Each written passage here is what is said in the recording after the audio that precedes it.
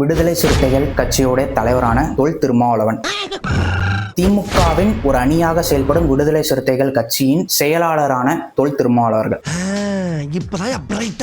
அவரை சார்ந்த மக்களுக்கு அவர் குரல் கொடுப்பாருன்னு எடுத்து பார்த்தா அது கொடுக்க மாட்டாரு. 2019 இன்னைக்கு வரை என்ன பண்றாருன்னா, வேங்கவேல், அதாவது இந்தியாவே காரி துப்புனது தமிழ்நாட்டை பார்த்து வேங்கவேல் மனம் கடந்த புண்ணி இருக்கு, அதற்கு நீங்க என்ன வாய் திறந்தீங்கன்னு எடுத்து பார்த்தா ஒண்ணுமே இல்லை. அதே மாதிரி ஆம்ஸ்ட்ராங் படுகொலை, பகுஜன் சமாஜ் கட்சியோட தலைவரான ஆம்ஸ்ட்ராங் படுகொலைக்கு எதனா வாய் திறந்தீங்கன்னு எடுத்து பார்த்தா ஒண்ணுமே இல்லை. அது மட்டும் இல்ல, நாங்குநேரில் 10ஆம் வகுப்பு மாணவன் ஜாதி ரீதியா வெட்டி படுகாயம் அடைந்தான், அதற்கு எதனா வாய் திறந்தீங்கன்னு எடுத்து பார்த்தா இல்ல. இதுக்கெல்லாம் வாய் திறந்திருந்தீங்கன்னா கவின் மரணம் இன்னைக்கு தமிழ் உங்களை சார்ந்த மக்களுக்கு தொடர்ந்து இந்த தமிழ்நாட்டில் அவமானம் அவப்பேரும் அவங்க சுதந்திரமா செயல்படாத நிலை இந்த 2025 நடந்துட்டு இருக்கு.